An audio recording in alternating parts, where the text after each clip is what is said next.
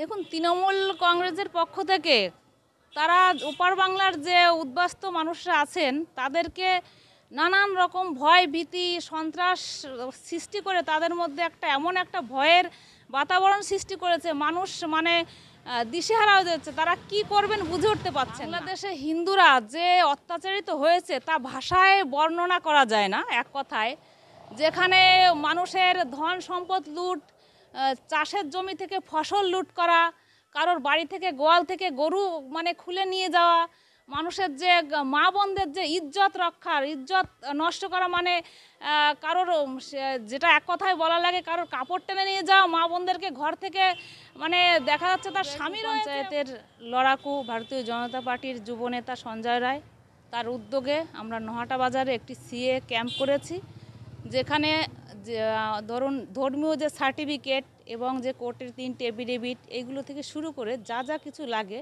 সেই সব কিছুর ব্যবস্থা করে আমরা এখানে সিএ ক্যাম্প করেছি। এখানে যে সমস্ত উদ্বাস্তুরা আসবেন তারা সমস্ত সুযোগ সুবিধা এক জায়গাতেই পেয়ে যাবেন। এখানে এসেই তারা আবেদন করতে পারেন। তাদেরকে আমরা এই জন্য আমরা বলবো যে আপনারা নহাটাতে এসে আমাদের এই ক্যাম্পে সিএতে আবেদন করুন। নহাটা জায়গাটা এটা নহাটা বাজার, ভুসিমালহাটার মোড়।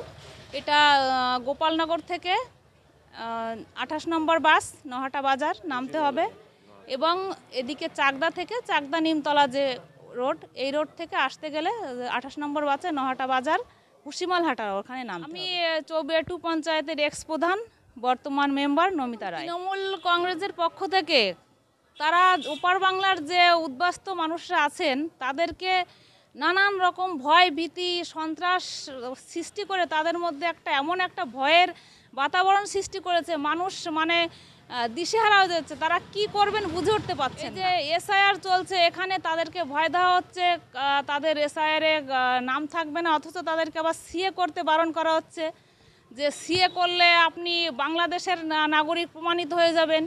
এই রকম ভয়ভীতির মধ্য দিয়ে মানুষদেরকে একদম ভীত সন্ত্রস্ত করে রাখা হচ্ছে তৃণমূলদের পক্ষ থেকে।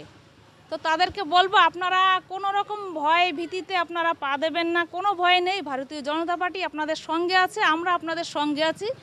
আপনারা সিএতে আবেদন করুন, যতটা সমস্ত রকমের আপনাদের যে সুযোগ সুবিধা এবং সাহায্য সেটা আমরা করব। বাংলাদেশে হিন্দুরা যে অত্যাচারিত হয়েছে তা ভাষায় বর্ণনা করা যায় না। এক কথায়, যেখানে মানুষের ধন সম্পদ লুট, চাষের জমি থেকে ফসল লুট করা, কারোর বাড়ি থেকে গোয়াল থেকে গরু খুলে নিয়ে যাওয়া, মানুষের যে মা বোনদের যে ইজ্জত রক্ষার ইজ্জত নষ্ট করা, কারোর যেটা এক কথায় বলা লাগে কারোর কাপড় টেনে নিয়ে যাওয়া, মা বোনদেরকে ঘর থেকে দেখা যাচ্ছে তার স্বামী থাকতে মেয়েকে বউকে ঘর থেকে টেনে নিয়ে যাচ্ছে। এহেন নারকীয় অত্যাচার যেটা ভাষায় বর্ণনা করা যায় না, সেই অত্যাচার, অমানবিক অত্যাচার যাকে এক কথায় বলা হয়, এখনও অত্যাচার বাংলাদেশি হিন্দুদের উপর হয়েছে, যেটার থেকে তারা রেহাই পেতে মানুষ এক কাপড়ে সমস্ত কিছু ফেলে রেখে রাতের অন্ধকারে একমাত্র মা বোনদের ইজ্জত বাতাসে তারা আজকে বাংলাদেশ থেকে এপারে ভারতবর্ষে চলে আসতে বাধ্য হয়েছে। আমি আবেদন করতে আইছি আজ থেকে 60 বছর আগে। অত্যাচার হতো, গলিতে গরু খুলে নিয়ে যেত, ধানের মধ্যে গরু ছাড়িয়ে যেত, মারধর করতো, মান সম্মান হারাতো, তারপরে মান ইজ্জত রাখতো না। না, কথা কী গুরুত্ব দেবে, কারণ সরকার কোনো স্টেট নেয় নাই।